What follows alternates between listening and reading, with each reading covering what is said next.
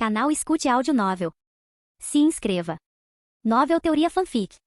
Sistema de Inteligência Diária. Parte 14. Capítulo 145. Ursos de duas cabeças. Uma densa neblina envolvia toda a entrada do vale, transformando-a num sonho branco acinzentado. De pé na colina, Louis apertou a capa, observando a névoa fria subir lentamente à sua frente. A névoa está densa o suficiente, comece a liberar o perfume. Sim. Um cavaleiro levantou rapidamente a tampa da panela de ensopado. Um vapor denso e perfumado emanava, carregando o aroma de gordura animal e ossos de carne, espalhando-se pela névoa fria. Não se tratava de um aroma comum, mas sim de um ensopado induzível especialmente formulado para atrair feras através do olfato. De acordo com experimentos anteriores da Silco, os ursos seriam irresistivelmente atraídos pelo cheiro. E de fato, pouco tempo depois, um som grave e estrondoso veio da mata distante. Eles estão aqui, disse Lambert, apertando a arma com os olhos vigilantes. Em meio à névoa densa, os primeiros a emergir foram algumas criaturinhas rechonchudas, filhotes de ursos de duas cabeças. Eles saíram cambaleando como bolas de neve peluda sobre pernas curtas, cada um com dois rostinhos de urso em miniatura no topo da cabeça. Um à esquerda e outro à direita, farejando o ar com curiosidade. Seus narizes úmidos se contraíram, claramente atraídos pelo cheiro, mas eles olharam ao redor com cautela. Logo em seguida, passos pesados ecoaram da floresta quando as ursas fizeram sua aparição. Eles eram muito maiores que os filhotes, com costas largas e músculos bem desenvolvidos, suas duas cabeças rosnando baixo enquanto observavam friamente os arredores. Eles exalavam uma inegável sensação de opressão, sua pelagem espessa numa mistura de branco acinzentado e marrom claro, assemelhando-se a uma besta gigante nascida do gelo e da neve. Suas presas brilhavam friamente, e a névoa branca que exalavam na neblina lembrava fumaça rodopiante. Em breve, toda a horda de feras apareceu em sucessão, ursos de duas cabeças grandes e pequenos aglomerados, dezenas deles formando um exército caótico, porém formidável, de animais selvagens. Alguns ainda se empurravam de brincadeira, emitindo sons baixos de murmúrio, ocasionalmente batendo a pata no chão enlameado, fazendo com que a terra molhada espirrasse instantaneamente. Tantos! Exclamou Lambert, sem conseguir conter o espanto. Assim que esses gigantes adentraram a área enevoada, seus passos, antes firmes e poderosos, tornaram-se imediatamente hesitantes. Seus grunhidos graves foram gradualmente suavizando, adquirindo uma rouquidão inexplicável, como se até mesmo sua respiração carregasse um toque de confusão. Miau, um urso de duas cabeças adulto balançou a cabeça, ambas as cabeças oscilando violentamente como se tentasse dissipar a súbita tontura que o acometia. Mas foi em vão, seus passos começaram a vacilar, suas patas pesadas deixando um rastro torto na neve. Até mesmo seu olhar, antes tenso e vigilante, tornou-se desfocado. Pum! Outro urso chegou a parar abruptamente, com as duas cabeças se encarando como se demonstrassem desprezo mútuo. Então cambaleou, quase se sentando no chão, soltando um rosnado baixo e grogue, como se estivesse bêbado. O agente de nebulização fez efeito. Louis estreitou os olhos, observando a vasta extensão de névoa branca que girava lentamente, sabendo muito bem que ela continha extrato de videira folha de gelo cuidadosamente fabricado. Essa substância tinha pouco efeito sobre os humanos, mas sua interferência no sistema nervoso das criaturas mágicas era extremamente forte. Quanto menor a concentração de magia em uma besta mágica, mais suscetível ela era. Quando tudo parecia estar correndo bem, ocorreu uma mudança inesperada. Rugido. Dois rugidos ensurdecedores explodiram quase simultaneamente. Em meio à densa neblina, dois ursos machos adultos, visivelmente maiores que as outras ursas de duas cabeças, surgiram repentinamente. Seus pelos se eriçavam, suas patas enormes arranhavam o chão furiosamente, e seus quatro olhos brilhavam com uma luz vermelho-sangue intensa, irradiando uma intenção assassina insana. Oh não! Exclamou um cavaleiro aprendiz. Esses dois eram claramente os machos alfa da matilha, com corpos robustos e músculos salientes como ferro e pedra, brilhando levemente com um tom azul escuro. Uma névoa branca saía de suas narinas, e seus rosnados baixos carregavam uma irritabilidade e ferocidade incomuns. O extrato da videira folha de gelo realmente os afetou, mas em vez de deixá-los dóceis e atordoados como os outros ursos, fez com que percebessem a normalidade de seus companheiros, tornando-os ainda mais vigilantes e violentos. Rugido. Um urso macho se chocou violentamente contra uma parede de madeira, sua imensa força derrubando a parede de vários metros de altura com um estrondo ensurdecedor. O outro mordeu uma grossa estaca de madeira, com os olhos fixos no cavaleiro mais próximo, e atacou. Saiam da frente. Mas essa pequena equipe não era formada por novatos despreparados. A voz de Lambert rapidamente acalmou o caos. Cordas de cânhamo. Garrafas explosivas de Frostleaf prontas, parem com isso. 5 cavaleiros se moveram quase simultaneamente, seus movimentos precisos e decisivos. 2 redes reforçadas de corda de cânhamo, feitas especialmente para a ocasião, foram lançadas violentamente, assobiando pelo ar em direção aos gigantes que avançavam. Com o estalo, o primeiro urso ficou firmemente preso, seu corpo enorme debatendo-se violentamente no chão, suas garras gigantescas rasgando as cordas. Mas ele não conseguiu se libertar imediatamente. O outro também foi derrubado com precisão por uma corda amarrada em suas patas dianteiras, caindo no chão com um mugido furioso. Rolava freneticamente pelo chão, tentando se libertar das amarras. Arremessa, ordenou Lambert. Duas pequenas garrafas, cintilando com um brilho azul gélido, voaram para fora, cortando o ar com um reflexo frio, e se espatifaram com precisão nas cabeças dos dois ursos gigantes. Dengue! Uma névoa prateada explodiu instantaneamente e rompendo como uma maré, envolvendo as cabeças das bestas. A densa fumaça de Frostleaf, como uma rede úmida e fria, as envolvia firmemente. Os ursos gigantes se debatiam violentamente, seus rosnados graves tornando-se roucos e rápidos, seus 4 olhos ainda fixos no ambiente ao redor. Sua ferocidade permaneceu, mas seus movimentos tornaram-se mais lentos e pesados. Poucos segundos depois, eles finalmente desabaram no chão nevado ofegantes. Seus olhos ficaram turvos, e sua ferocidade violenta anterior foi completamente suprimida, restando apenas lutas desesperadas. O vale de White Rock permanecia envolto em um denso nevoeiro, e o criadouro silenciosamente renovado no fundo do vale permanecia imóvel. Dispositivos de nebulização foram instalados nas fendas dos penhascos, pulverizando uma camada de névoa branca e fria a cada 3 dias,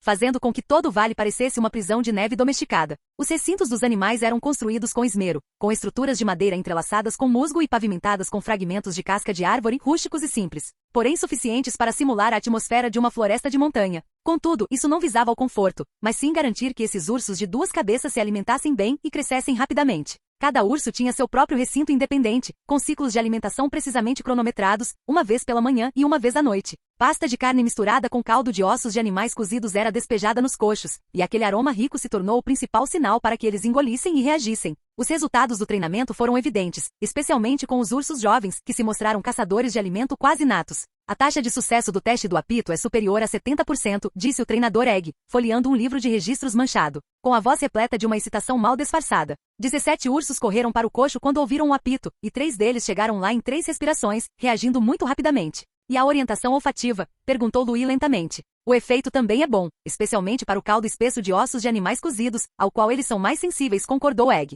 Já começamos a intensificar o treinamento de reflexo condicionado, garantindo que eles se aproximem ativamente assim que sentirem o cheiro, sem precisar de orientação extra. Ele ergueu a mão e apontou para a cena no fundo do vale. Lá, vários treinadores cuidavam dos currais separados. Os ursos jovens eram mantidos em um pequeno cercado em um dos lados para treinamento, enquanto os ursos adultos eram dispostos no círculo externo. Eles se deslocavam por caminhos predefinidos, adaptando-os a padrões de caminhada fixos. Em frente aos currais, fileiras de fichas de registro rudimentares continham informações sobre quantidade de comida, tempo de reação, marcadores emocionais e até mesmo algumas breves anotações sobre a personalidade dos animais. Número 14, filhote, comedor ativo, abaixo do peso, aumentar a alimentação. Número 37, urso macho adulto, comendo em excesso, precisa de restrição alimentar para evitar a obesidade. A densa neblina voltou a permear o vale, como uma cortina que se deslocava lentamente. De repente ouviu-se um rosnado baixo. Não era um alarme, mas um som preguiçoso e habitual, misturado com um puro instinto de fome. Louis parou, seu olhar pousando em um urso jovem não muito distante. O filhote estava estirado sobre um bloco de pedra congelado, lambendo preguiçosamente um osso de animal também congelado. Suas 2 cabeças mudando ocasionalmente de ângulo, roendo com um som crocante. Ao ouvir passos, ergueu a cabeça e aproximou-se lentamente da borda do cercado. Seus 2 pares de olhos fitaram Louis, com uma reação olfativa instintiva e um toque de desejo latente em suas profundezas. Louis não disse nada, pegou um pequeno pedaço de carne fria da mão do treinador, pesou-o entre os dedos e, em seguida, jogou-o casualmente no cercado. O filhote instintivamente baixou a cabeça para pegá-la, depois se virou e recuou para o bloco de pedra, roendo-o atentamente. Suas 2 cabeças pareciam acostumadas a competir, ocasionalmente se torcendo, mas logo se acalmando novamente. Louis observou o filhote e falou lentamente, não há necessidade de domesticá-los muito, contanto que comam rápido, engordem e se reproduzam com frequência, isso basta. Após inspecionar a situação geral do criadouro, Louis estava inesperadamente de bom humor. Enquanto caminhava, ele viu os filhotes nos cercados, um a um, reagindo rapidamente e demonstrando bom apetite. Os resultados do treinamento foram ainda mais rápidos do que o esperado, especialmente a maneira como eles disputavam a comida, o que dava a impressão de que eram realmente bem treinados. Ele voltou a olhar para o outro lado, seus olhos pousando em um urso de 2 cabeças adulto. Aquele era robusto, com pelagem espessa e brilhante, as 2 cabeças balançando para frente e para trás, os olhos penetrantes, as narinas ligeiramente dilatadas, como se estivesse constantemente farejando aromas, exalando uma ferocidade indomável. Louis olhou por um instante, então um leve sorriso curvou seus lábios, e ele disse casualmente, Egg, abater um para ver qual é o gosto? Egg ficou surpreso, mas também muito animado. Ele nunca havia provado carne de besta mágica antes, às suas ordens. Mas, qual devo escolher? Este aqui, apontou ele, com a voz calma, mas inequívoca. É muito inquieto e não coopera muito com o treino, por isso não é muito útil. A equipe de chefes chegou rapidamente, liderada pelo chefe de cozinha do território, Aldor, que estava envolto em uma capa grossa e seus olhos brilhavam de entusiasmo. Diversas panelas grandes, fogões portáteis a carvão e um conjunto completo de tábuas de corte e facas foram rapidamente montados. assemelhando-se a uma cozinha de campo de batalha. O processo de abate e corte foi auxiliado por vários cavaleiros experientes. O urso gigante foi processado com rapidez e precisão. Alguns pedaços de carne foram colocados diretamente em grandes panelas para sopa, com tutano e ossos grossos adicionados, e uma fina espuma subiu do caldo. Outra porção foi cortada em pedaços grandes, polvilhada com sal grosso e sementes de grama seca, e assada diretamente sobre brasas. A fumaça da cozinha se misturava à névoa, e o aroma era denso e intenso, preenchendo instantaneamente o vale com um fascínio primitivo e selvagem. Vários ursos nos recintos farejaram o cheiro e, simultaneamente, suas duas cabeças apareceram, observando a atividade lá fora, como se pensassem que era sua própria comida sendo preparada. No centro do vale nevoado, um círculo de mesas compridas e improvisadas foi rapidamente montado, feito de troncos grossos como superfícies para refeições, cobertos com peles grossas de animais como assentos. O chão frio contrastava fortemente com a fumaça quente da cozinha. Luiz estava sentado na cabeceira, envolto em uma capa grossa, segurando uma xícara de sopa quente. Ao lado dele estavam Lambert, Vaio e outros cavaleiros, assim como o chefe de cozinha Aldor, Egg e vários criadores principais. Costelas de urso assadas foram trazidas rapidamente à mesa, fumegantes de gordura, crocantes por fora e ainda ligeiramente rosadas por dentro. A raiz de botão de neve, o sal de gelo e o tutano engrossado foram adicionados à panela da sopa. O aroma era irresistível, e até o ar carregava um frescor pegajoso e saboroso. Os olhos de Vaio se arregalaram ao pensar na aparência dos ursos de duas cabeças. Isso é realmente bom? Louis pegou um pedaço de costela sem pressa, examinou-o cuidadosamente e em seguida deu uma mordida decisiva. Após mastigar algumas vezes, ele franziu ligeiramente a testa, aparentemente saboreando o alimento com cuidado. Ele assentiu lentamente. A carne é firme, com um toque de sabor selvagem, mas de fato muito mais fina do que a carne de gado comum. A gordura não é gordurosa e as fibras musculares são muito fortes. E Vaio, que acabará de demonstrar desdém, já estava devorando tudo, comendo muito rápido. Mas pouco depois ele se deixou cair na cadeira, esfregando a barriga, e suspirou satisfeito. Tão delicioso! Lambert pegou uma tigela de sopa, bebeu-a de um só gole, fechou os olhos e murmurou. Consigo sentir um leve traço de energia de batalha fluindo, embora não seja forte, proporciona algum aprimoramento.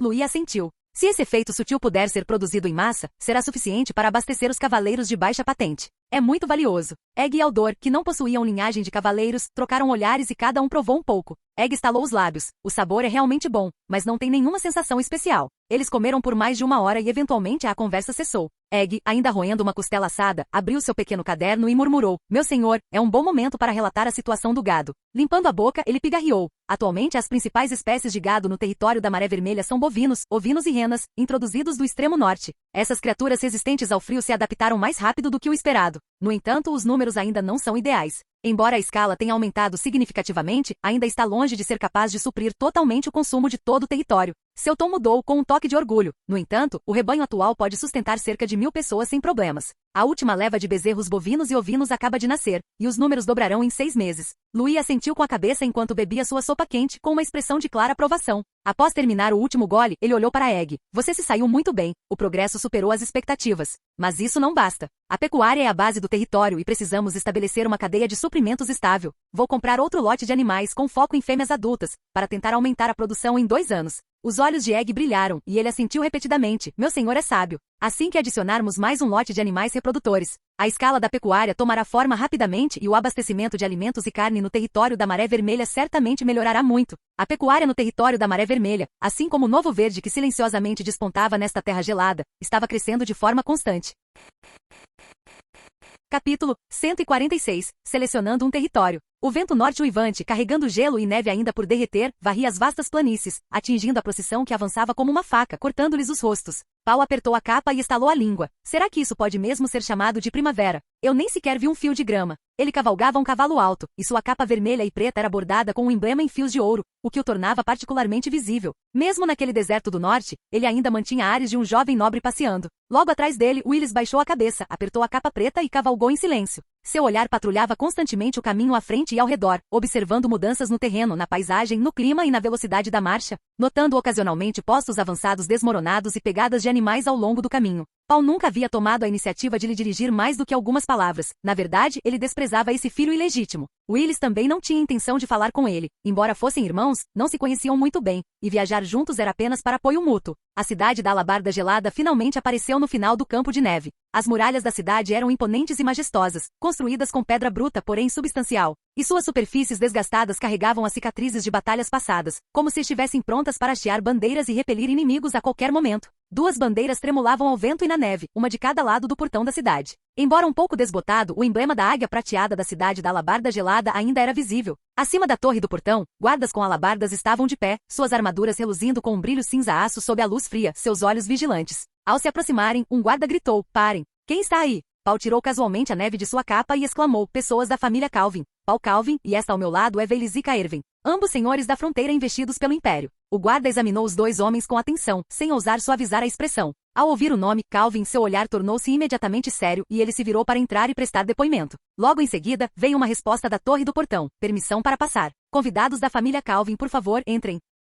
O pesado portão de ferro abriu-se lentamente, emitindo um som metálico baixo e estridente. O guarda acenou com a cabeça para os 2, sinalizando para que entrassem na cidade. Ao entrar, Paul murmurou: "Pelo menos o portão parece decente. Quem sabe que horror será lá dentro?" Logo que entrou, um oficial de meia-idade com uma capa pesada aproximou-se rapidamente. Ele fez uma leve reverência diante deles com um tom conciso: "Sou um ajudante enviado pelo Duque Edmund. Por favor, acompanhem-me até a mansão do governador. O Duque Edmund já foi informado da chegada de vocês." Os 2 assentiram com a cabeça e o seguiram, aproveitando a oportunidade para observar os arredores. As ruas da cidade da alabarda de gelo estavam enlameadas, uma mistura de neve e esgoto. Os cascos dos cavalos afundavam com um som de glop, como se estivessem pisando em gelo não derretido e manchas de sangue. Mas ao contrário da impressão caótica e imunda de uma favela, quase não havia pessoas ociosas nessas ruas. Em vez disso, soldados e cavaleiros eram vistos por toda parte. Eles usavam armaduras e capacetes, suas expressões eram severas, seus passos uniformes. Quando ocasionalmente se roçavam, discretamente levavam a mão ao punho de suas espadas. A maioria dos edifícios da cidade era construída em pedra, com um estilo rústico e simples. As paredes de pedra eram manchadas e cobertas de marcas de gelo, como as cicatrizes de um velho soldado. A madeira estava em grande parte deteriorada, e as portas e janelas estavam pregadas com placas de ferro ou grossos pregos de ferro. Muitos telhados haviam desabado. Eles foram temporariamente sustentados por tábuas de madeira e couro, com neve e geada ainda grudadas neles pelo vento frio. Claramente, essas casas não foram construídas para morar, mas para sobreviver. As torres de vigia das ruas erguiam-se altas e silenciosas, algumas ligeiramente inclinadas, mas ainda assim firmes como montanhas ao vento e à neve. Não havia vendedores ambulantes, nem fumaça de comida, nem crianças correndo e brincando. Cidade da alabarda de gelo não tinha um ar urbano de vida. Era mais como uma armadura adormecida, sem grande beleza, mas capaz de resistir a ataques inimigos. Isto não é uma cidade. É claramente uma fortaleza na linha de frente. Paul murmurou baixinho, seu tom incapaz de esconder o desdém típico de um jovem nobre. Ele lançou um olhar para Willis ao seu lado, aparentemente esperando uma resposta que ecoasse o mesmo sentimento. Mas Willis não respondeu. Ele apenas contemplou em silêncio a cidade à sua frente, a rua e os soldados que se moviam silenciosamente. Uma solenidade fugaz cruzou seus olhos, como se ele finalmente tivesse entendido algo. Não se tratava de desolação, mas sim das cicatrizes da guerra. Aqui não havia caos, apenas uma ordem quase implacável, uma calma que só podia ser mantida através de sacrifício e repressão. Willis baixou a cabeça, apertou a capa e seu olhar se desviou ligeiramente para baixo. Essa jornada não deveria ter sido encarada levianamente, mas agora parecia que ele havia subestimado o peso daquela terra. É claro que ele não respondeu às queixas de Paul, nem expressou suas próprias preocupações. Ao vê-lo em silêncio, Paul apenas torceu o lábio e revirou os olhos. Ele era orgulhoso demais para se rebaixar e perguntar a um homem silencioso o que ele estava pensando. Então os 2 caminharam lado a lado por aquela rua sombria em silêncio, cada um perdido em seus próprios pensamentos. O escrivão que acompanhava caminhava à frente, dizendo em tom firme: "A mansão do governador fica a mais 2 ruas daqui, por favor, aguardem mais um pouco." Logo os 2 chegaram a um castelo rústico, que era a mansão do governador. As portas da mansão do governador se abriram lentamente com um rangido pesado, e ao entrar, a primeira impressão foi de solenidade. Não havia tetos dourados, tapetes de veludo ou luminárias de cristal, apenas uma mesa comprida e pesada, algumas estantes de livros antigas encostadas na parede, e a única decoração na parede era uma bandeira militar azul escura, e sob aquele estandarte militar estava sentado um homem alto e imponente como uma montanha. Duque Edmundo, senhor da fronteira norte, o verdadeiro timoneiro de toda a província da fronteira norte. Seu rosto parecia esculpido em pedra, e a cicatriz que ia do canto do olho esquerdo até o queixo acrescentava uma frieza e uma intenção assassina. Mesmo parado, ele exalava uma inegável sensação de opressão. Os olhos de Paul se estreitaram e ele imediatamente abandonou sua habitual irreverência, substituindo-a por um sorriso bem ensaiado. Ele fez uma leve reverência, entregando respeitosamente o certificado de pioneirismo lacrado com o selo real. Amigo Calvin da família Calvin, apresentando-se para o serviço. Willie seguiu de perto, seus movimentos rápidos, mas sua expressão normal, apresentando silenciosamente seus próprios documentos. Velis e Caerven. Ele falou simplesmente sem palavras adicionais. Edmund pegou os documentos, olhou para o selo e ergueu uma sobrancelha, seu tom visivelmente mais suave, a da família Calvin, do irmão mais velho de Louis. Naquele instante, até mesmo seu rosto marcado por cicatrizes esboçou um leve sorriso. Naquele instante, a cicatriz profunda em seu rosto pareceu suavizar um pouco, revelando até mesmo um raro sorriso. Paul ficou atônito, com o olho tremendo involuntariamente. Ele realmente chamou Louis pelo primeiro nome? E o reconheceu como seu irmão mais novo? Ele não pôde evitar estalar a língua mentalmente, perguntando-se quando Louis havia se tornado tão próximo daquele governador. Após algumas gentilezas, o Duque Edmundo acenou para que lhe trouxessem um mapa detalhado da província da fronteira norte, o qual, quando desenrolado, cobriu quase toda a mesa. Além das áreas marcadas com círculos vermelhos, você pode escolher qualquer outro lugar, disse ele, em tom casual. Os olhos de Paul brilharam imediatamente. Isto, ainda podemos escolher tantos lugares? Pensei que o grupo do ano passado já tivesse escolhido todos. O Duque Edmund sorriu levemente, com um toque de frieza na voz. De fato, muitos nobres pioneiros vieram no ano passado. Infelizmente, o inverno e a guerra não têm piedade. A maioria deles morreu. A expressão de Paul congelou. Ele queria dizer algo, mas no fim das contas apenas esfregou a ponta do nariz sem jeito. Willis, no entanto, manteve a calma, baixando a cabeça para examinar cuidadosamente as marcações no mapa. Ele sabia que Edmund estava certo. Essas áreas disponíveis, embora aparentemente atraentes, eram em sua maioria terras vazias após terem sido banhadas por sangue e fogo. Esses poucos lugares, Edmund estendeu um dedo grosso e apontou para vários pontos no condado Pico de Neve, ficam perto do território do seu irmão Louis. Os recursos ainda são abundantes e é um bom ponto de partida. Ele disse isso de forma descontraída, mas claramente carregava um tom de talvez você queira priorizar isso. Graças a Louis, ele ficou com uma boa impressão dos filhos da família Calvin e disse algumas palavras a mais. Antes de entrar na mansão do governador, Paul já havia refletido mentalmente sobre aquele mapa da província da fronteira norte centenas de vezes. Ele não se importava genuinamente com qual terra era mais fértil, nem se preocupava com qual região tinha mais recursos. Para ele, o mais importante era quem controlava o território. Condado Pico de Neve? Ah! Ele zombou interiormente, sem nem mesmo olhar para aquela região. Que piada! Como eu poderia ir para o território de Louis? Paul se considerava muito superior ao seu irmão mais novo.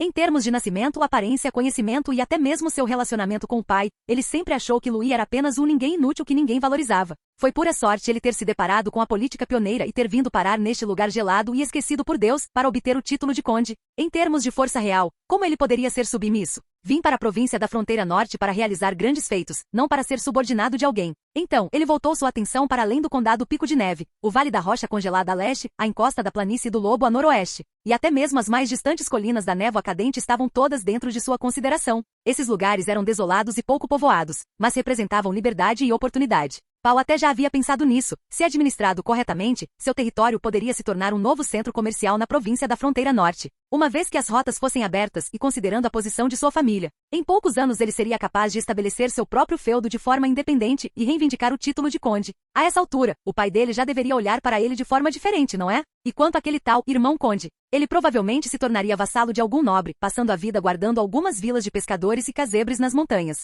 Já seria uma grande vitória se conseguisse evitar a falência. Ao pensar nisso, os lábios de Paul se curvaram levemente, numa expressão de ambição de 1000 quilômetros. Ele aproximou o mapa dos olhos, seu dedo hesitou e então apontou decisivamente para um ponto. Aqui, isso parece muito bom. Edmund seguiu a direção que ele apontou. Era uma área ao sul do rio Névoa Fria, perto da encosta da planície do Lobo. O terreno era ligeiramente ondulado, mas havia um rio ao sul e montanhas a oeste. Dizia-se que as montanhas possuíam minério de ferro em abundância, e o rio poderia levar as planícies da floresta gelada mais distantes, tornando a área promissora tanto em termos de recursos quanto de transporte.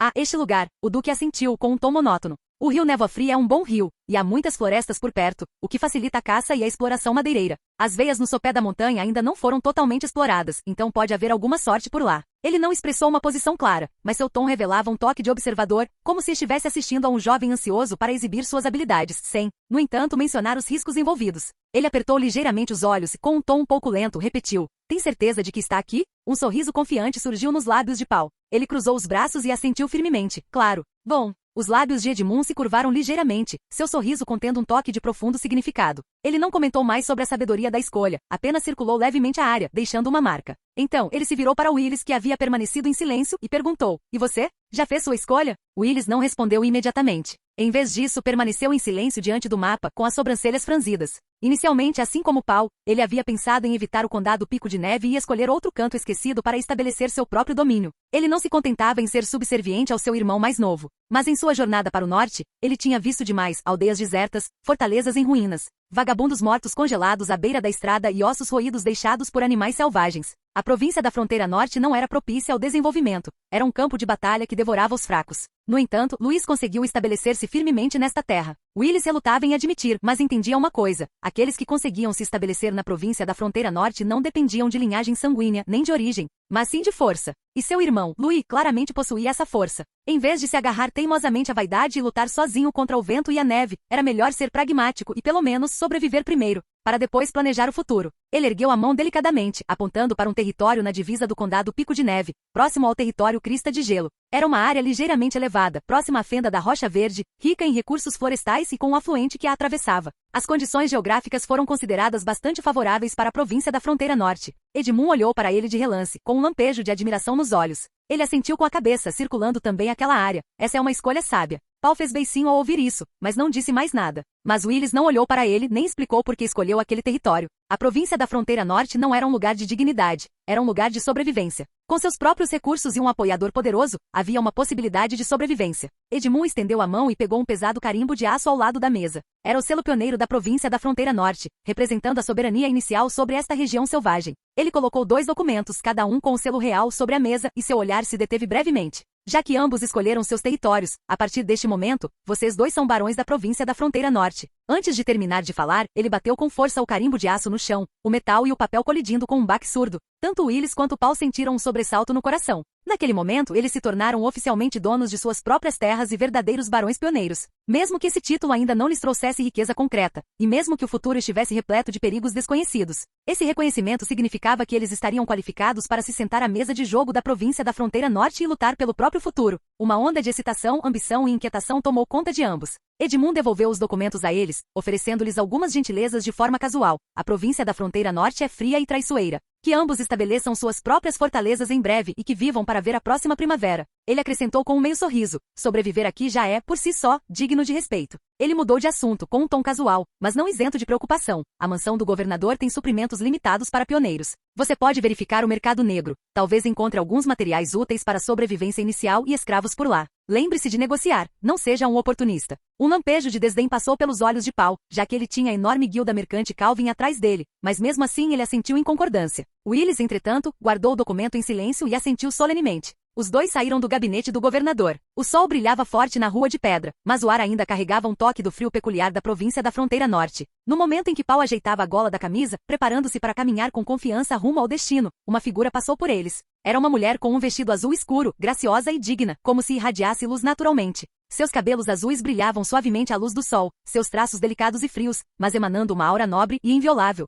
Paul virou a cabeça quase instintivamente, o olhar fixo naquela figura. Ficou olhando por um instante antes de voltar a si. Ele umedeceu os lábios, baixando a voz para perguntar ao oficial que o acompanhava. Quem é aquela senhora? O oficial lançou-lhe um olhar, com um toque de admiração na expressão. A filha do Duque Edmund, Lady Emily. Ao ouvir isso, o coração de Paul inexplicavelmente acelerou e sua mente imediatamente começou a trabalhar a mil. A filha de Edmundo? Então isso não seria perfeito. A idade certa, nascimento nobre, histórico familiar compatível. Ao que tudo indicava, ela era a candidata perfeita para um casamento arranjado. Ele até começou a fantasiar sobre o futuro casamento e o nome do primeiro filho. Arthur seria um bom nome? No entanto, a mulher de cabelos azuis nunca olhou para ele, simplesmente passando por ele com a calma da neve. Seu olhar permaneceu fixo à frente, como se fossem apenas 2 pedras discretas na rua. Do outro lado, Willis permaneceu em silêncio. Seu olhar não se demorou na mulher, em vez disso, ele estava perdido em pensamentos. Ele sabia que seu verdadeiro foco deveria ser Louis, o irmão que outrora desprezara, mas que agora se mantinha firme neste deserto, conquistando inclusive a aprovação do Duque. Como ele deveria abordá-lo?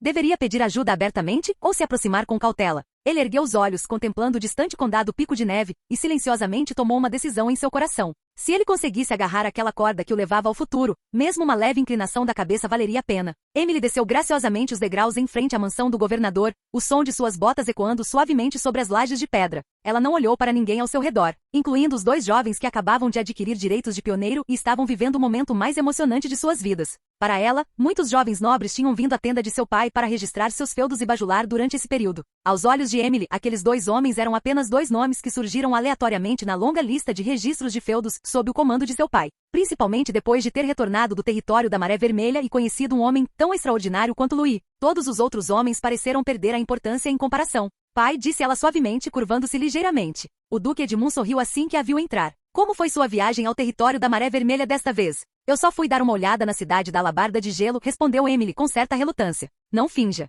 Edmund pegou sua taça de vinho, girou-a e bateu na quina da mesa. Eu sei quantas mudas de roupa casual você trouxe. Você acha mesmo que eu não conferi nada? Emily tossiu levemente, sem conseguir esconder o sorriso nos lábios, e sentou-se em frente ao pai. Tudo bem, eu só queria vê-lo com meus próprios olhos. Ah, uma filha crescida e pronta para sair de casa. O Duque balançou a cabeça com um sorriso enigmático. Minha filha está prestes a ser sequestrada? Pai. Ela o encarou com um olhar ligeiramente irritado, sentindo as bochechas corarem. Muito bem, muito bem. Edmund abriu os braços com um sorriso ainda maior. Então me diga, o que você realmente viu nesta viagem? O território da Maré Vermelha é muito melhor do que eu imaginava, disse Emily com um tom sério. As ruas estão limpas, a ordem pública é ótima e os moradores se sentem seguros. Vi muitas pessoas vivendo com sorrisos, e não era fingimento, elas estavam realmente se esforçando para viver. Parece um lugar fictício. Não. Ela balançou a cabeça e continuou com a voz baixa, mas irradiando uma luz fervorosa. Eles chamam Luigi o Sol, dizendo que ele é quem traz a esperança. Inicialmente pensei que fosse propaganda, mas os olhos deles não mentem. É confiança e respeito. Edmund a encarou por alguns segundos com um meio sorriso no rosto. Bastante observadora, não é? Parece que meu futuro genro causou uma boa impressão em você? Emily baixou a cabeça, dizendo com certa timidez, ele é de fato mais confiável do que eu esperava. Ele tem coragem, paciência e entende de governança. Aquela terra devastada pela guerra está se recuperando lentamente. Ele é um homem que leva as coisas a sério. Que bom, disse o Duque pousando a taça de vinho. Assim posso casá-la com tranquilidade. Quem disse que eu ia me casar? Emily bufou levemente, virando a cabeça para longe dele. Se você não quiser, posso te obrigar. Edmund sorriu e balançou a cabeça. Mas você está dizendo isso um pouco tarde demais. Seus pensamentos já estão estampados no seu rosto há tempos. Emily mordeu o lábio, deixando de refutá-lo. A sala ficou em silêncio por um breve instante. Pai, disse ela de repente em voz baixa, você acha? Será que vale a pena confiar minha vida a ele? Edmund parou, olhando para sua filha, normalmente calma e racional, que agora demonstrava uma hesitação incomum. Ele suspirou. Não sei o que o futuro reserva, mas não existe pessoa verdadeiramente digna neste mundo, a não ser se você quer acreditar nisso. Pelo menos pela sua reação desta vez, ele está se saindo muito bem agora. Emily assentiu com a cabeça, seus sentimentos um tanto complexos. Edmund recostou-se na cadeira, o olhar pousando sobre ela, e suspirou suavemente. É claro que ele sabia que as palavras da filha carregavam um certo grau de emoção subjetiva, talvez até um pouco de exagero. Mas precisamente por isso, ficou ainda mais evidente que ela realmente valorizava aquele jovem. E se Louis realmente não tivesse algumas habilidades, ela não teria avaliado dessa forma. Parece que esse garoto, ele não deveria deixar minha filha sofrer, pensou ele, com a expressão relaxando um pouco. Capítulo 147. Humilde Willis. Depois de Louis ter resolvido o problema dos grãos da primavera, ele achou que era hora de abordar outros problemas. O desastre de inverno previsto pelo sistema diário de inteligência sempre pairava sobre ele como uma espada desembainhada. Embora a informação não tenha declarado explicitamente o que aconteceria, mencionou apenas que o mal alimentado pelos jurados da neve está despertando. Além disso, os serviços de inteligência também afirmavam que essa crise se espalharia por todo o território do norte neste inverno, não sendo menos severa do que a grande rebelião de 2 anos atrás. Se for mesmo algo invocado pelos jurados da neve, seja uma besta ou um monstro, devo estar totalmente preparado. É claro, se for mesmo um deus maligno, ele olhou para o céu lá fora pela janela, então eu simplesmente fugirei. É claro que tendo recebido 9 anos de educação obrigatória, mesmo quando chegou a este mundo de fantasia, ele não tinha muita fé nos deuses. Se fosse útil, ele o veneraria, se não fosse, então era falso. E se lhe fosse prejudicial, então era um monstro maligno que deveria ser eliminado. Ele não estava confiante demais, na verdade, já havia se preparado em seu coração para o pior cenário possível. Naquele momento ele precisava estabelecer uma linha de defesa para o território antes que o desastre acontecesse, uma linha que pudesse esconder pessoas e bloquear monstros. Para lidar com essa potencial catástrofe, ele convocou Mac, o capataz mais experiente do território da Maré Vermelha e o engenheiro-chefe dos castelos do território da Maré Vermelha. Já temos experiência com construções de taipa e quero construir mais 2 no território da Maré Vermelha. Louis abriu um mapa e apontou para 5 territórios, e os outros 5 acampamentos devem construir pelo menos uma estrutura simples de taipa cada um. Tipo o castelo da Maré Vermelha? Mac ergueu uma sobrancelha. Um pouco mais rústicos, disse Louis calmamente. Normalmente eles servirão como celeiros, armazéns de suprimentos, campos de treinamento e abrigos temporários. Mas assim que ocorre um desastre, os portões podem ser fechados imediatamente, permitindo que as pessoas comuns se abriguem lá dentro. Ficar um mês não seria problema. Mac coçou a barba, os olhos brilhando de entusiasmo. Você devia ter dito isso antes. Sabe o quão eficientes são as equipes de construção da Maré Vermelha agora? Para construir uma versão básica sem decoração leva meio mês por prédio. Essa é a sua eficiência. E quanto aos outros territórios? Isso depende da habilidade dos respectivos artesãos, mas se vocês estiverem dispostos a enviar uma equipe nossa para supervisionar, pode ser ainda mais rápido.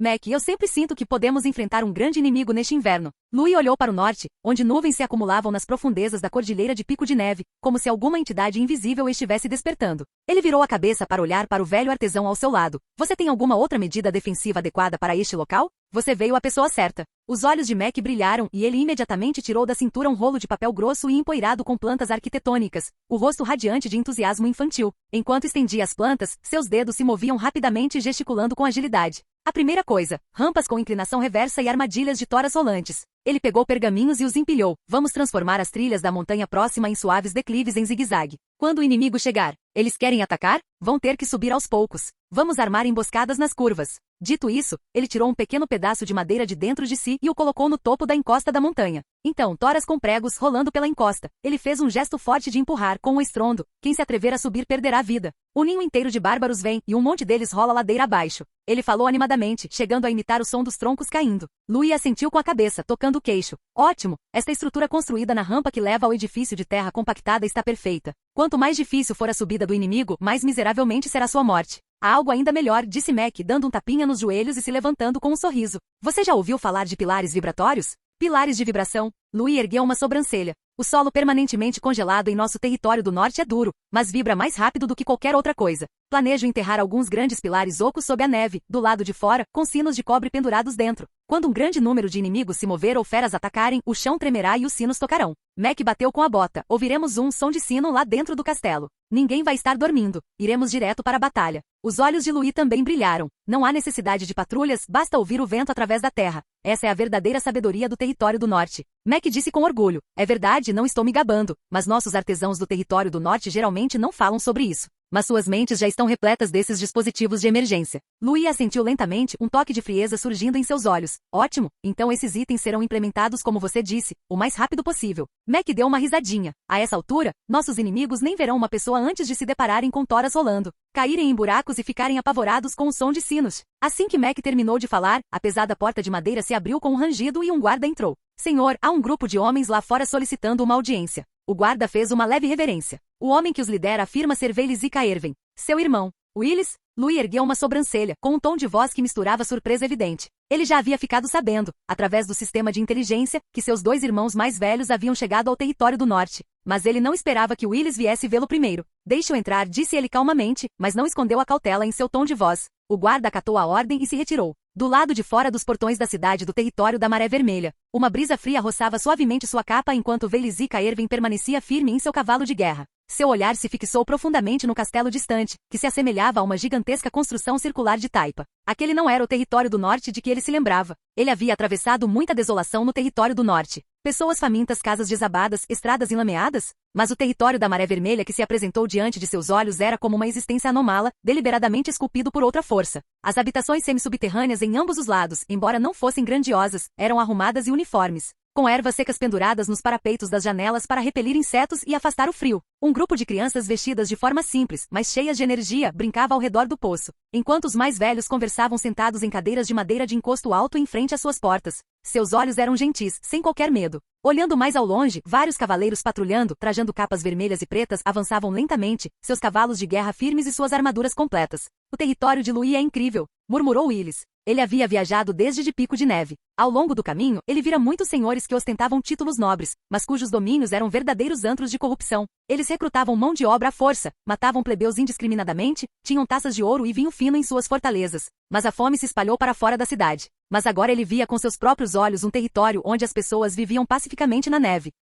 Esse cara, ele realmente transformou essa terra árida nesse estado em um ano? Ele apertou as rédeas com mais força, as sobrancelhas franzidas, não de raiva, mas de profunda admiração. Eu o subestimei antes. Ele olhou para o castelo, que parecia estar blindado e entrincheirado na neve, e exalou suavemente uma baforada de ar branco. Se eu não tivesse visto com meus próprios olhos, não conseguiria imaginar que isso viesse de um cara que ainda era considerado restos da família há um ano. Enquanto ele ainda estava maravilhado, um jovem guarda com uniforme vermelho e preto deu um passo à frente. Seu tom era respeitoso, nem servil nem arrogante. Lord Caerven, o senhor solicita sua presença aqui dentro. Willis assentiu com a cabeça, não disse mais nada, apenas ajeitou novamente o nó da capa e esporeou o cavalo para que seguisse em frente. À medida que se aprofundava no coração do território da Maré Vermelha, as cenas dentro da cidade o surpreendiam cada vez mais. Havia cercas de madeira bem cuidadas ao longo das ruas para orientar os pedestres, e a neve acumulada ao longo do caminho era removida regularmente. Os moradores caminhavam pelas ruas sem pânico, exibindo, em vez disso, uma sensação de tranquilidade que destoava das tempestades de neve do território do norte, como se estivessem acostumados à ordem e ao calor daquele lugar. O castelo do território da Maré Vermelha estava agora à vista.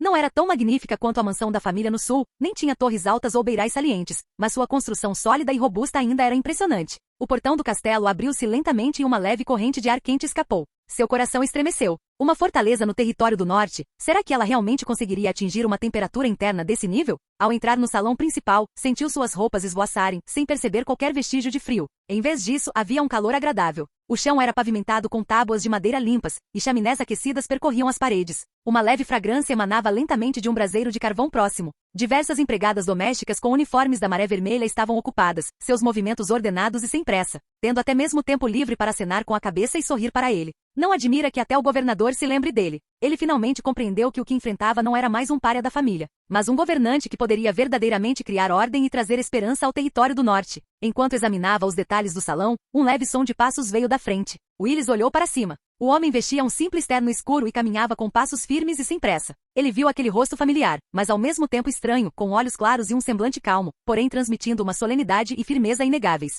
Completamente diferente do irmão mais novo e silencioso de sua memória, que sempre mantinha os olhos baixos. Willis disse Louis com a voz calma e baixa, bem-vindo ao território da Maré Vermelha. Willis fez uma pausa, endireitou as costas e curvou-se ligeiramente em cumprimento. Louis também estava olhando para ele. Seu olhar era calmo, mas em sua mente, ele rapidamente revisou as informações fragmentadas de sua memória. Velisica Erwin, cuja mãe era uma criada plebeia da família, de nascimento marginal, sempre à margem do poder. Firme e pragmático, ele se destacou nos exames militares por meio de estudo autodidata e trabalho árduo, sendo um dos poucos membros da família que realmente construiu sua base por conta própria. Essas informações eram poucas, mas Willis, agora diante dele, demonstrava uma mudança notável em comparação com as informações que tinha em sua memória. Aquele rosto ainda apresentava contornos familiares, mas havia um toque de cansaço em suas sobrancelhas e olhos, mostrando claramente que ele havia percorrido um caminho longo e empoeirado. Louis estreitou ligeiramente os olhos. Ao que parecia, desta vez ele estava preparado. Quanto ao que ele pretendia fazer, isso dependeria da conversa que se seguiria. Willis fez uma reverência com um sorriso educado, porém ligeiramente contido nos lábios. Quanto tempo, Louis? Não, agora eu deveria te chamar de governador do condado. Então, um toque de emoção inconscientemente se infiltrou em seu tom de voz. O território da Maré Vermelha é realmente um lugar admirável. Ao longo do caminho, vi muitos domínios no território do norte, grandes ou pequenos, mas nenhum se compara a este. Vocês se saíram melhor do que qualquer um. Mudando de assunto, ele baixou a voz com um tom de indagação. Na verdade, vim desta vez para lhe pedir um favor. Agora também sou um senhor pioneiro no território do norte. Meu feudo fica na divisa do condado Pico de Neve e, bem, ainda está dentro da sua jurisdição. Willis ergueu ligeiramente os olhos com uma expressão um tanto complexa. Fez uma pausa por um instante, como se estivesse escolhendo cuidadosamente as palavras. Então seu tom suavizou um pouco. Para ser honesto, Louis, meu território é incrivelmente árido. O ambiente ao redor é hostil, e os recursos e a mão de obra são escassos. Está apenas começando, e há muitas dificuldades. Você poderia me dar uma mão neste momento crítico e me ajudar a estabilizar a situação inicial? Seja na alocação de recursos ou em qualquer outro tipo de apoio, eu ficaria imensamente grato. Ele falou com certa humildade, revelando a impotência e a contenção de um nobre do território do norte forçado a se curvar perante a realidade. Louis ergueu ligeiramente uma sobrancelha, sentindo-se um pouco surpreso.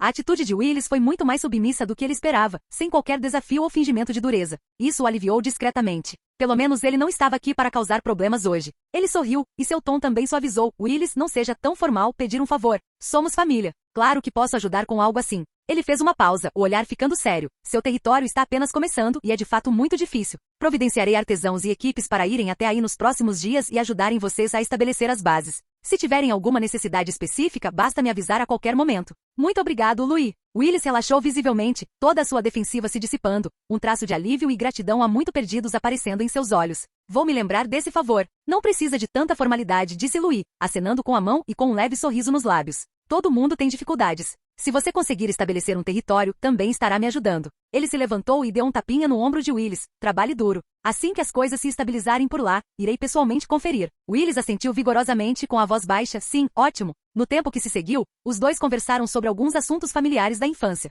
Embora poucas, essas memórias compartilhadas ainda tornavam o ambiente menos tenso. Você se lembra daquela vez em que andávamos a cavalo escondidos no quintal e fomos pegos pelo velho tratador? Willis deu uma risadinha, balançando a cabeça com um toque de autodepreciação. Éramos tão ingênuos naquela época, pensando que ninguém nos encontraria se nos escondêssemos atrás da pilha de lenha. Louis também sorriu. Eu me lembro. Você caiu feio naquele dia e no final quem levou a bronca fui eu. Os dois trocaram olhares e o riso carregava um toque de complexidade. Não era íntimo, mas ao menos havia uma camada de familiaridade há muito perdida. Ao cair da noite, Willis havia planejado originalmente retornar naquela mesma noite. Louis disse com muita naturalidade. Tudo bem, não se preocupe. Fique esta noite para uma refeição quente e parta amanhã. Willis hesitou por um momento, depois finalmente assentiu. Então eu vou impor isso. O clima à mesa de jantar estava muito mais descontraído do que antes. Embora não estivessem exatamente abrindo seus corações, pelo menos não havia mais nenhum constrangimento. Louis olhou para aquele irmão com quem não interagia há muito tempo, e um calor surgiu em seu coração. Após o jantar, ele recostou-se na cadeira, semicerrando ligeiramente os olhos, e um pensamento repentino lhe ocorreu. Com a chegada sucessiva de novos lords como Willis, talvez ele pudesse aproveitar a oportunidade para convocar uma reunião. Reunir todos esses pioneiros investidos de feudos no condado Pico de Neve e estabelecer formalmente sua autoridade como governador do condado? Seus olhos brilharam levemente, e ele bateu suavemente com a ponta dos dedos na mesa algumas vezes, já começando a planejar em sua mente.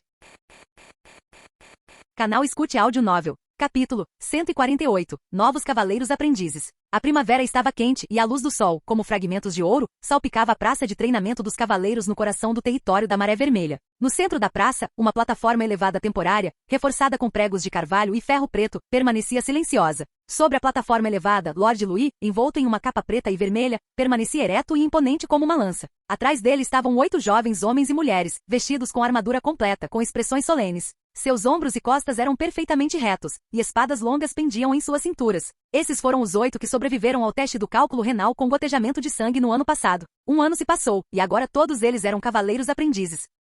O mais notável, naturalmente, foi Vairro. Ele já havia se destacado e alcançado o nível intermediário de cavaleiro formal. O jovem estava bem na frente, a luz do sol iluminando seu perfil austero, o emblema da Maré Vermelha em sua armadura peitoral brilhando intensamente. Abaixo da plataforma na praça estavam mais de 70 jovens homens e mulheres aglomerados. Eles eram jovens e magros, com os rostos marcados pelas tênues marcas da desnutrição, mas também repletos de entusiasmo, expectativa e um anseio inexprimível. Todos eles vieram dos 6 territórios subsidiários sob a jurisdição do território da Maré Vermelha, detentores de linhagens de cavaleiros certificadas pela pedra de sangue que goteja, sortudos ocasionalmente favorecidos pelo destino. Mas eles sabiam melhor do que ninguém que se não fosse pelo senhor que estava no púlpito, eles não estariam ali hoje. Eles eram apenas filhos de escravos, artesãos e vagabundos, destinados a ser um dos peixes mortos que pereceriam de fome, frio e guerra. Antes da chegada do inverno rigoroso do ano passado, suas casas já haviam sido destruídas pela guerra, seus pais curvados, juntando lenha no vento frio, discutindo e implorando por comida nas noites de neve. Muitos irmãos e irmãs desapareceram no inverno, sem sequer deixar um nome. Mas Lord Louis apareceu.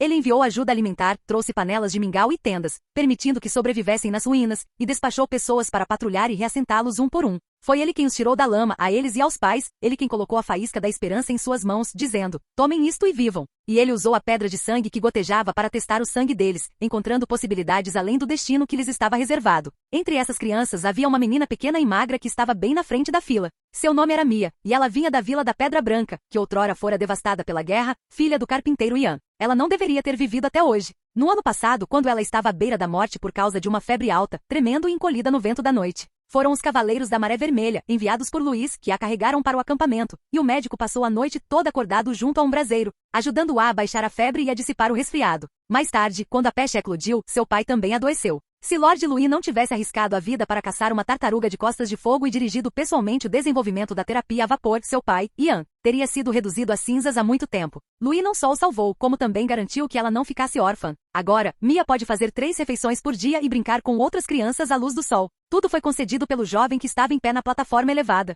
Então, quando ela ficou ali parada, olhando para a plataforma, não era um respeito comum. Era uma reverência semelhante à fé. Quero ficar mais forte, ela sussurrou certa vez para o pai. Quero te proteger, como Lord Louis. Seu pai, Ian, relutava em deixá-la participar das provas para cavaleiro, temendo que ela sofresse, temendo que ficasse muito longe de casa, temendo que adoecesse novamente. Mas quando ele olhou para a determinação nos olhos da filha, ele finalmente sussurrou, vá. Agora, essas crianças estavam naquele lendário território da Maré Vermelha, seus olhares atraídos como ímãs, fixos no belo rosto de Louis. Ele era tão solene quanto uma escultura divina, mas muito mais real do que qualquer herói de lendas ou histórias. Aos olhos deles, Louis naquele momento era o sol. E eles eram como habitantes do subterrâneo vendo o sol pela primeira vez. A luz era demasiado ofuscante, mas eles não conseguiam desviar o olhar. Eles estavam inquietos, cochichando entre si. Alguém enxugou secretamente as lágrimas que escorriam dos cantos dos olhos, lágrimas de alívio por ter sobrevivido e de gratidão para com seu benfeitor. Outros mordiam os lábios com força, como se temessem que, se relaxassem, seriam expulsos desta terra dos sonhos. Ninguém queria voltar ao passado, e ninguém queria perder essa oportunidade. O olhar de Louis percorreu lentamente a praça sobre aqueles rostos, pálidos pelo vento e pela neve, mas ardendo em fervor. No instante seguinte, ele ergueu a mão direita e acenou levemente com ela. Instantaneamente toda a praça ficou em silêncio. Louis disse, cada um de vocês foi escolhido pelos céus. Em seu sangue está a marca daqueles qualificados para pisar no campo de batalha dos cavaleiros. Ele não usou palavras complexas, mas cada palavra atingiu seus corações como um golpe de martelo. Os jovens que estavam embaixo da plataforma ficaram atônitos. Eles arregalaram os olhos em descrença, como se estivessem verificando se aquelas palavras eram realmente dirigidas a eles. Louis ignorou suas expressões e continuou. Muitos de vocês cairão, desistirão ou se perderão. Mas alguns de vocês se tornarão verdadeiros cavaleiros da Maré Vermelha. Enquanto falava, ele ergueu a mão direita. Há um ano, 8 pessoas foram aprovadas no julgamento. Com um gesto de mão, 8 jovens saíram de trás da plataforma. Eles avançaram em uníssono, seus passos firmes, suas armaduras tilintando. Isso fez com que as crianças abaixo da plataforma instintivamente endireitassem as costas. Eles tinham a mesma idade que as crianças lá embaixo, não eram particularmente altos, mas uma sensação de opressão se aproximava lentamente. Vai Rio bem à frente, era o que mais se destacava, já sendo um cavaleiro formal de nível intermediário. Sua postura era ereta como uma vara, como uma longa lança pronta para ser brandida a qualquer momento. Embora não dissesse nada, fez com que muitos dos jovens abaixo engolissem em seco instintivamente. Seu rosto era severo, suas mãos estavam cruzadas atrás das costas, seu olhar imóvel, como uma escultura de gelo. Mas se alguém olhasse mais de perto, as pontas de suas orelhas estavam levemente vermelhas, e seus olhos exibiam uma alegria incontrolável. Isso mesmo, ele estava feliz, radiante. Essa foi a primeira vez na vida dele que Lord Louis o chamou pessoalmente pelo nome, e ele estava até mesmo na primeira fila. Ele estava se esforçando muito para conter isso. Mas os de fora não conseguiam perceber. Ele continuava sendo aquele cavaleiro genial. A voz de Louis ressoou novamente mais alta e mais poderosa do que antes. Eles já foram como você. Verdes, confusos, até mesmo temerosos. Mas agora são as espadas afiadas que guardam esta terra. Sua voz, como um trompete, cortou a neve que ainda persistia. Você também pode. Assim que suas palavras foram proferidas, a praça irrompeu em aplausos. As crianças ficaram imediatamente empolgadas. Aplausos, vivas e gritos de entusiasmo surgiam e desapareciam em ondas. Ah, eu também quero ser um cavaleiro. Eu consigo. Eu também consigo ficar lá. Lord Louis, eu não o decepcionarei. Muitos jovens coraram imediatamente, cerrando os punhos com força, com os rostos vermelhos de tanta excitação que quase pularam de susto. Naquele momento eles acreditaram, seu destino poderia realmente mudar. Na plataforma elevada, o vento agitava a capa de Louis. Ele apenas os olhou de leve, como se dissesse, então provem para mim. Então, um homem com uma pesada armadura de ferro cinza e uma capa de cavaleiro da maré vermelha subiu na plataforma elevada. Seus passos ecoavam nos corações dos meninos, cada passo pesado e poderoso. Seu rosto era sombrio, seus músculos tensos como pedra, e suas ombreiras de ferro cinza estavam marcadas com cicatrizes de batalha irregulares, que silenciosamente contavam o sangue e o fogo que ele havia suportado. Ele era ninguém menos que Barnes, o instrutor-chefe das reservas da Maré Vermelha. Originalmente, ele era um instrutor de cavaleiros aprendizes da família Calvin, mas por ter ofendido alguém, não teve escolha a não ser seguir Louis para o norte. Nomeá-lo instrutor-chefe das reservas da Maré Vermelha foi uma escolha perfeitamente adequada. Barnes permaneceu imóvel, examinando a multidão na praça, seu olhar como um cinzel gélido e cortante, frio e impiedoso. Ele disse em voz grave, não serei gentil com vocês. Este é um campo de treinamento para o campo de batalha. Quem chorar, volte. Quem não aguentar, suma daqui e volte para casa. Suas palavras iniciais carregavam uma força opressora invisível. Os rostos de algumas crianças mais novas empalideceram, seus pescoços se encolheram instintivamente e algumas até tremeram levemente aos seus pés. Mas ninguém recuou. Eles permaneceram ali com os rostos pálidos, mas tão obstinados quanto pequenos fios de grama curvados pelo vento e pela neve, porém recusando-se a quebrar. Alguns morderam os lábios até ficarem brancos, outros baixaram a cabeça e cerraram os punhos com força. Eles pensaram em seus pais, em suas aldeias arruinadas e em seus eus do passado, ardendo em febre, deitados em suas camas, mal se agarrando à vida. Pensaram em quem os havia tirado do inferno para estarem ali hoje. Era o senhor que estava de pé na plataforma elevada, brilhando como o sol, Louis. Essa gentileza não podia ser desperdiçada, essa oportunidade não podia ser perdida. Louis sorriu satisfeito ao ver a cena. Olhando para aqueles rostos jovens, ele murmurou para si mesmo, agora não me faltam nem dinheiro nem recursos. Contanto que eu consiga formar pelo menos 10 cavaleiros formais, tudo isso terá valido a pena. Ele sabia muito bem que o que realmente determinava a vitória ou a derrota nos futuros campos de batalha nunca seriam as armas brancas ou a espessura das muralhas, mas sim o número de cavaleiros. Eram aqueles que conseguiam dominar o ki de batalha e confrontar o inimigo com poder extraordinário. Para lidar com futuras convulsões, crises iminentes e até mesmo guerras em maior escala, ele precisava de mais cavaleiros sob seu comando. Ele chegou a considerar a possibilidade de recrutar diretamente cavaleiros formais. Mas a realidade foi cruel. Os cavaleiros de nascimento nobre que já haviam alcançado o posto formal eram quase todos indivíduos extremamente leais, cultivados por famílias aristocráticas desde a infância. Mesmo que ele pudesse pagar o preço, eles não mudariam de lado facilmente. Essa não é uma lealdade que se compra com dinheiro, Louis sabia muito bem. É claro que ele não havia desistido. Enquanto houvesse cavaleiros solitários, nômades e sem alianças, devastados pela guerra, ele ainda estaria disposto a oferecer altos preços para recrutar os mais capazes entre eles. De qualquer forma, ele não estava com falta de dinheiro agora. Uma vez que a mina de medula mágica fosse aberta, seria como uma impressora de dinheiro. Ele poderia até ser considerado um chefe de mina, agora. É claro que os cavaleiros que ele pessoalmente cultivava eram sempre aqueles em quem ele podia realmente confiar. Assim, ele já havia formulado seu próximo plano em sua mente. Sempre que um novo grupo de refugiados e escravos se juntava ao território da Maré Vermelha,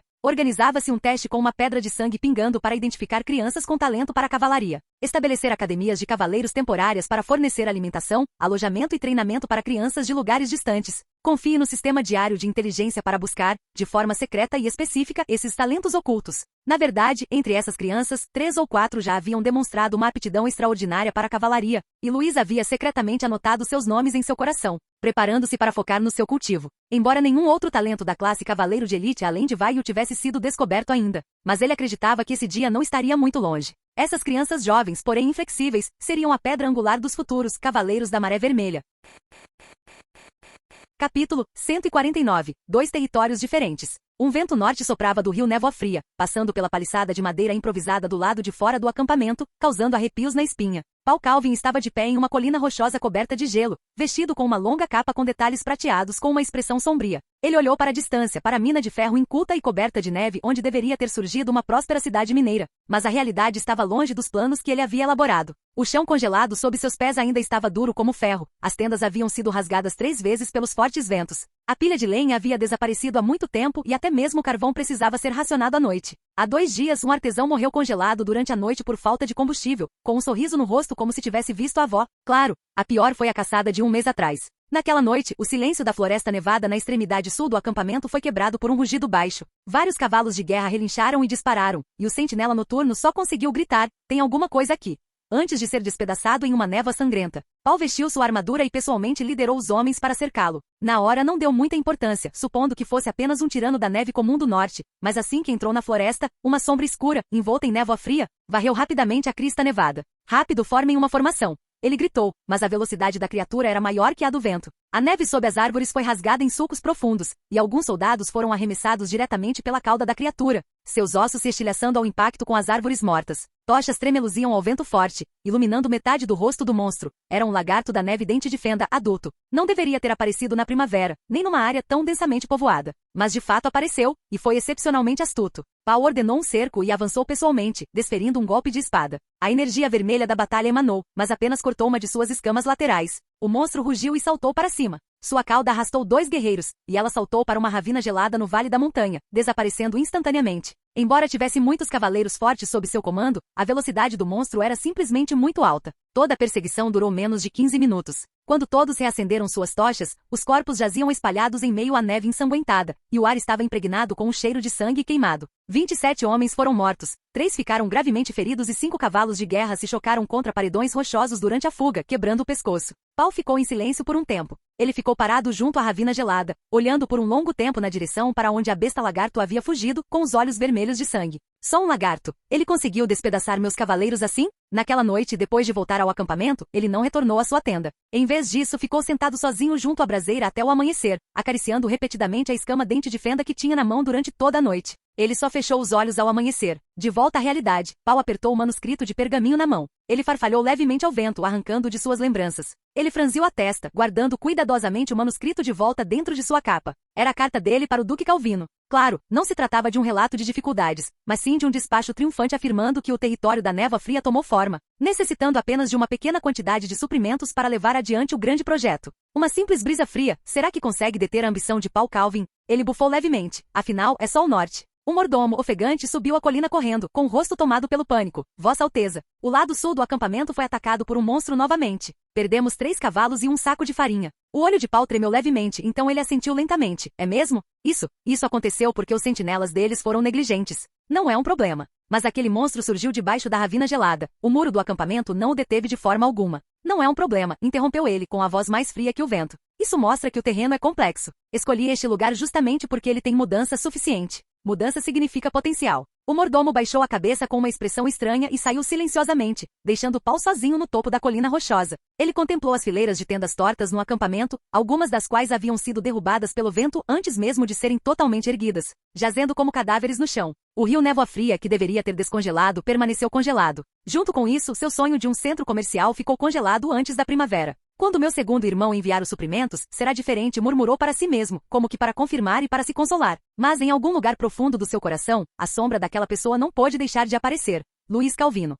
Ele só teve sorte. Paul de repente balançou a mão, sacudindo a neve acumulada. E sou eu quem está realmente expandindo o território no norte. Ele repetia isso para si mesmo inúmeras vezes. Mas sempre que o vento e a neve batiam à noite, as feras rugiam e as tendas balançavam. Ele se encolhia em sua capa diante do braseiro, e aquele frio em seu coração, chamado realidade, sempre se insinuava silenciosamente. Talvez o norte seja um pouco mais difícil do que eu imaginava. Não é problema meu, repetiu ele em voz baixa. No início da primavera, resquícios de neve ainda persistiam como uma fina camada de geada no meio da floresta de pinheiros, mas o sol já brilhava na praça central do feudo de Willis. Ao contrário da terra congelada de Paul, que era cheia de ambição, mas estéril, o território de Willis era completamente diferente. Era um terreno bem compactado, cercado por cercas recém-erguidas e casas semi-subterrâneas com telhas de madeira cinzentas nos beirais, de onde subia suavemente a fumaça da cozinha. Bom dia, senhor. Um artesão robusto carregando lenha enxugou a testa e sorriu para Willis. Continue Continue com o bom trabalho e não se esqueça de verificar os barris de água no posto de fronteira novamente à noite. Willis assentiu com um tom gentil. Quem diria que apenas 1 mês e meio atrás, ele estava parado na neve, perplexo, sem saber por onde começar a cavar o solo congelado. Ele trouxe consigo funcionários da família e artesãos, além de alguns suprimentos. Mas se ele tivesse se baseado apenas nisso, provavelmente estaria perdido agora, ainda debatendo a espessura das vigas de madeira ou discutindo sobre onde pregar a barraca. Mas agora, não só a fundação da casa principal estava lançada.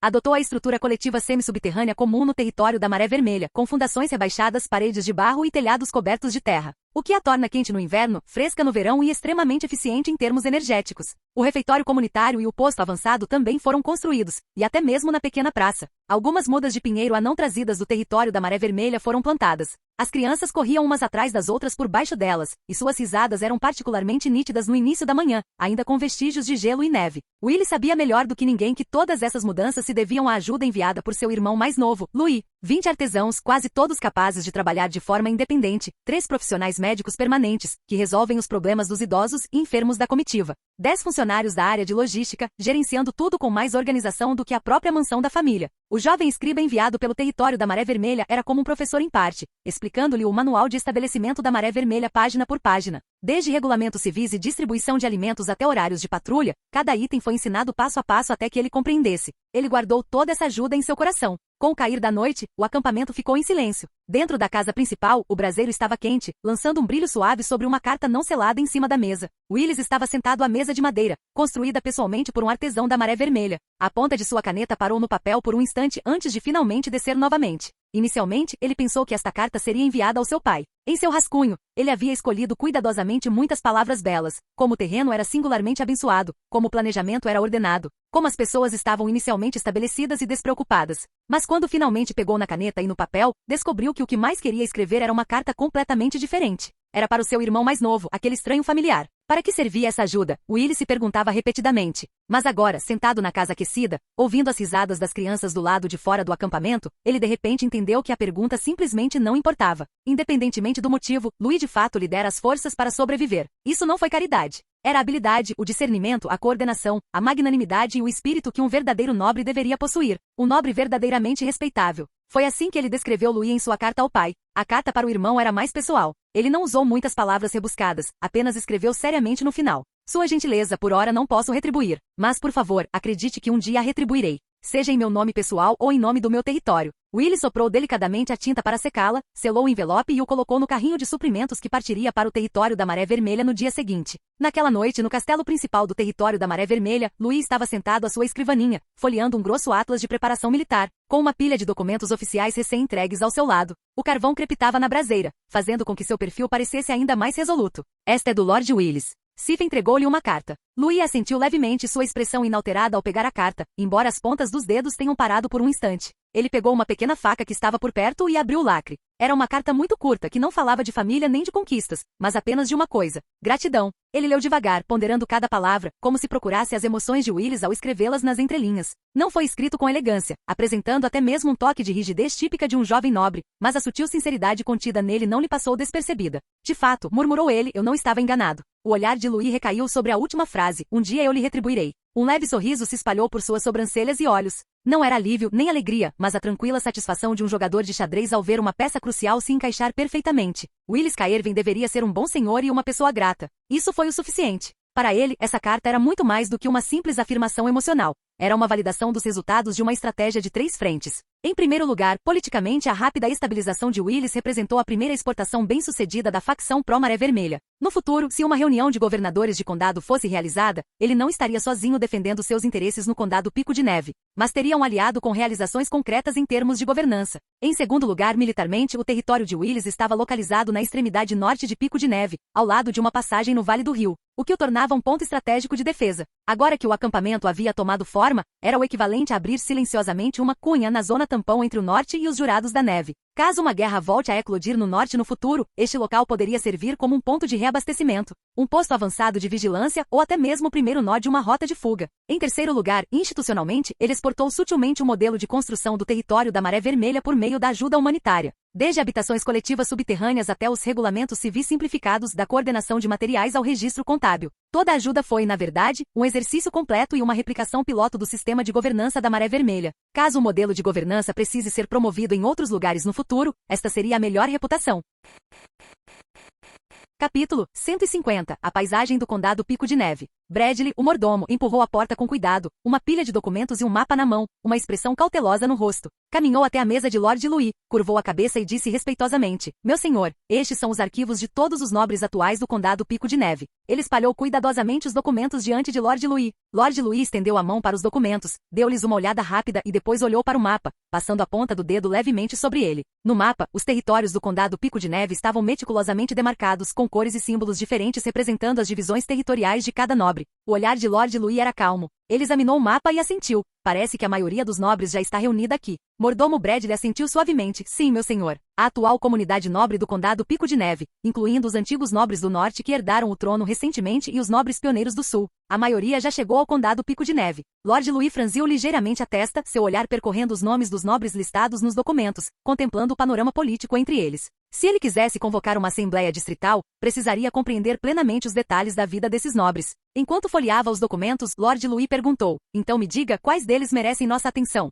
Bradley fez uma pausa e então começou: Bem, o primeiro é o Barão Ioin Arvai. O Barão Ioin vem da família Arvai do Sul. Embora a linhagem da família não seja particularmente sólida, seu pai é um novo nobre importante aos olhos do imperador, possuindo considerável poder e riqueza. Com o apoio de seu pai, o Barão Ioin conseguiu se tornar um nobre pioneiro no norte e se estabelecer na região. O território de Ioin está localizado no sudoeste do Condado Pico de Neve, perto do Cânion da Geleira. Embora a terra seja árida e o clima extremo, Ioin estabilizou gradualmente a economia local, utilizando técnicas avançadas de gestão da água e a criação de ovelhas em pequena escala que trouxe de sua família. Embora inicialmente não tenha demonstrado fortes habilidades de governança, ele gradualmente ganhou terreno ao longo de um ano, contando com os recursos e conexões de sua família. Entre os nobres do norte, ele gradualmente começou a se destacar. Embora o desenvolvimento do seu território seja relativamente lento, a sua relação de cooperação convosco permanece sólida, resumiu Bradley de forma concisa. Lord Louis ouviu as palavras do mordomo e assentiu em silêncio. Embora Ioin fosse um tanto inexperiente, muitas vezes parecendo desajeitado e ávido por sucesso rápido, Lord Louis nunca duvidou da lealdade do homem.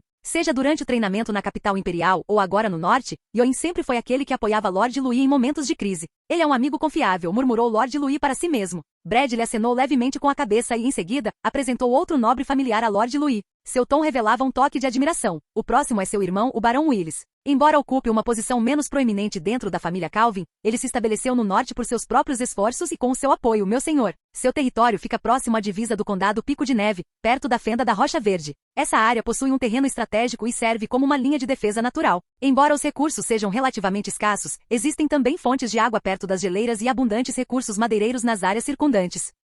Pode-se dizer que a construção de todo o seu acampamento se baseia quase inteiramente na experiência do território da Maré Vermelha, e ele aprendeu muito rapidamente, sabendo como maximizar o uso desses valiosos recursos para estabilizar a população. Além disso, Lord Willis é mais visionário do que imaginávamos. Ele já começou a reforçar as fortificações defensivas de seu território, garantindo que ele possa se tornar uma parte importante de seu futuro planejamento estratégico, e pode-se dizer que ele está completamente do seu lado. Independentemente do que aconteça no futuro, o jovem mestre Willis será um aliado capaz para você no Condado Pico de Neve e até mesmo em todo o norte. Lord Louis assentiu com a cabeça, concordando claramente com a avaliação de Bradley. Se Willis conseguisse se estabelecer e continuar a crescer no norte, ele sem dúvida se tornaria uma força significativa na facção de Lord Louis, com potencial até mesmo para se tornar o general principal. No entanto, além desses dois indivíduos que estavam inteiramente no campo de Lord Louis, a lealdade dos demais era incerta. Existem mais dois nobres sulistas influentes, continuou Bradley. O primeiro é Joseph Caladi, o sexto filho da família Caladi. Ele sempre esteve à margem da família e, embora possua considerável ambição, sente uma imensa pressão devido à falta de poder real. Ele fez uma pequena pausa, como se estivesse ponderando suas palavras. Portanto, Joseph não é como seu pai ou seus irmãos mais velhos, que podem desfrutar confortavelmente da riqueza e do poder da família. Ele sempre buscou uma oportunidade para obter mais direitos. Nos últimos anos, ele tentou consolidar sua posição dentro da família por meio de casamentos e alianças políticas, mas nunca obteve sucesso. Desta vez, ele veio para o norte voluntariamente. Provavelmente, ele valoriza mais o potencial do norte, especialmente a localização estratégica de seu território perto da Montanha da Pena de Jade. Se ele conseguir controlar essa área, será crucial para o futuro do Império eliminar os Jurados da Neve. Lord Louis franziu ligeiramente a testa e Bradley acrescentou. Ele é um típico indivíduo ambicioso, um excelente orador e bom em socializar. No entanto, não se pode ignorar que sua posição não se destina apenas ao seu próprio poder, mas sim que ele vê essa terra árida como um trampolim estratégico para obter benefícios a longo prazo. Bradley acrescentou. O território de Joseph perto da montanha da Pena de Jade possui imensa importância estratégica geográfica. Precisamos estar atentos às suas motivações ocultas. Ele pode tentar obter mais recursos e apoio militar através da cooperação conosco. Esta é uma faca de dois gumes e devemos lidar com ela com cautela.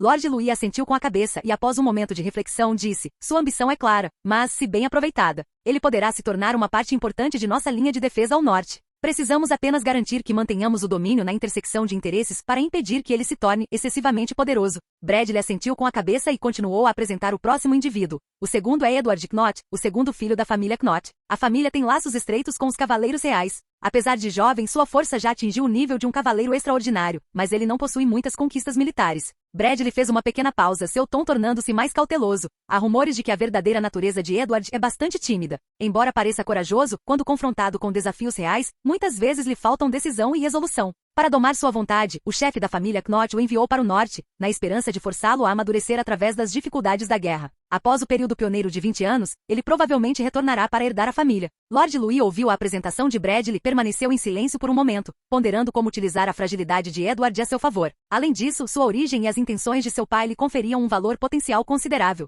Bradley prosseguiu. Há também alguns nobres menores do sul. Suas origens não são proeminentes e sua força é relativamente fraca. Ele resumiu concisamente. Primeiro, Thomas Calvino. Em seguida, Bradley listou brevemente uma série de nomes, todos eles nobres de menor importância do sul. Por fim, concluiu. A inclusão desses nobres de menor importância não representará uma ameaça para nós, e seus recursos limitados não são de grande ajuda no momento. Eles podem desempenhar um pequeno papel em algumas ocasiões, mas não podemos depositar expectativas muito altas neles. Lord Louis assentiu com a cabeça, ponderando por um momento. Embora esses nobres menores não tenham muita influência, podem servir como apoiadores subordinados. Se utilizados corretamente, eles também podem desempenhar um papel de apoio em algumas situações. Bradley prosseguiu. Em seguida vêm os herdeiros de alguns antigos nobres do norte. Devido à campanha eleitoral e aos expurgos políticos no condado Pico de Neve, a situação dessas famílias piorou significativamente. A maioria dos membros diretos de muitas famílias foram quase todos mortos em batalha ou expurgados, então a maioria deles não representa uma grande ameaça. Ele reuniu brevemente seus pensamentos e então disse, por exemplo, a família do Barão Vera, o antigo chefe e os filhos mais velhos. O segundo e o terceiro morreram no campo de batalha, e seus corpos nunca foram encontrados. Essa perda geracional em larga escala forçou a transferência da sucessão para ramos colaterais. Membros colaterais de status inferior foram relegados a posições de herança familiar. Assim como na família Grant, a nova herdeira é uma filha casada. Ela herdou o título, mas não possui qualquer poder de governo. Ela depende do apoio de outras famílias, chegando até a parecer um tanto impotente. A voz de Bradley era firme. Embora esses herdeiros da família possuam nominalmente um status nobre, eles não detêm nenhum poder substancial na realidade. O domínio deles se baseia mais na linhagem familiar do que na capacidade pessoal. Lord Louis deve estar atento à ameaça que representam. Podem muito bem tornar-se obstáculos à estabilidade do norte ou, com o apoio de forças externas, representar um desafio para si. Lord Louis permaneceu em silêncio por um momento, com o olhar fixo na distância, aparentemente contemplando as situações desses nobres, novos e antigos, que Bradley havia mencionado. Embora esses antigos nobres tenham decaído a tal ponto, disse ele suavemente, com uma calma reflexão nos olhos, não podemos ignorar completamente a sua existência. Afinal, além do condado Pico de Neve, a maior parte das terras em todo o norte ainda é ocupada por essas famílias. Eles ainda controlam territórios e recursos tradicionais, e até mesmo as relações entre algumas famílias são complexas e intrincadas. Mesmo que pareçam não ter poder real agora, a influência de sua linhagem e os recursos familiares ainda são uma carta na manga. Se subestimarmos demais essas famílias, poderemos pagar um preço em lutas futuras. Ele ponderou por um instante, depois finalmente esboçou um leve sorriso. Nesta situação complexa, não devemos apenas observar sua força atual, mas também enxergar o poder potencial que pode estar oculto por trás deles.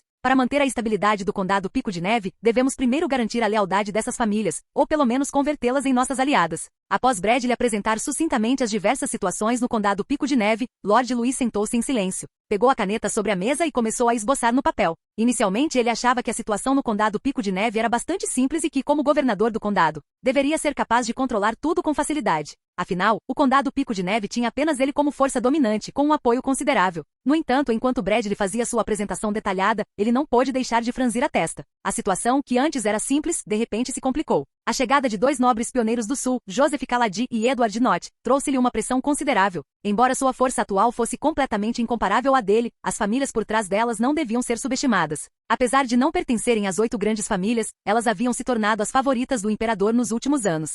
Parece que as coisas são muito mais complicadas do que eu esperava. Terei que usar algumas táticas, murmurou para si mesmo, continuando a desenhar seus planos no papel. A inclusão deles traria variáveis significativas para o panorama do norte. Lord Louis se virou para Bradley e disse: quero oferecer um banquete cujo tema será minha posição como governador do condado e os planos futuros para o condado Pico de Neve. Ao ouvir isso, a testa de Bradley não se franziu. Em vez disso, uma leve expressão de aprovação surgiu em seu rosto. As decisões de Lord Louis geralmente não eram simples. E realizar um banquete como aquele tão cedo era claramente uma forma de estabelecer sua posição dominante como governador do condado, garantindo que o lugar de todos estivesse claro e que o poder pudesse ser distribuído de forma eficaz. Entendo, meu senhor, respondeu Bradley. Começarei imediatamente a preparar o banquete e os convites. Quanto às cartas convite para os nobres, enviarei uma a uma, garantindo que todos recebam uma. Após a saída de Bradley, Lord Louis recostou-se na cadeira com o olhar perdido enquanto contemplava o mapa à sua frente. Em sua mente, a situação no norte era como um tabuleiro de xadrez complexo, e seus planos gradualmente foram tomando forma. A situação no condado Pico de Neve era muito mais complexa do que ele havia imaginado. Essas antigas famílias nobres, embora em grande parte dizimadas após a guerra, ainda exerciam uma profunda influência.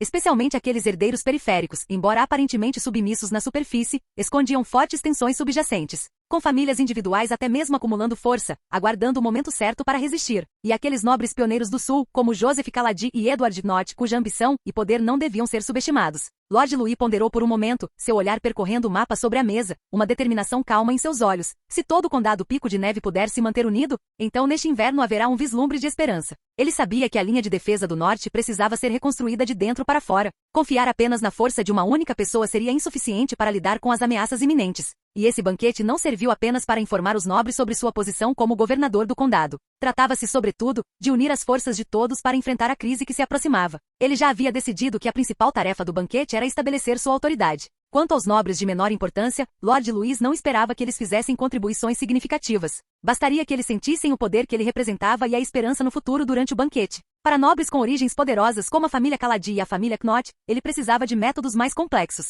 O próximo banquete será um palco para testar sua sabedoria e estratégia. Aconteça o que acontecer, todos devem sentir a minha capacidade, sussurrou ele, com um sorriso frio no rosto. Ele pegou a caneta que estava sobre a mesa e começou a marcar o mapa. A situação no norte era grave, mas ele estava preparado. Após o banquete, certamente seria um novo começo. Fim do vídeo. Para acesso antecipado à continuação dos vídeos, ou para incentivar o canal, vire membro. Muito obrigado.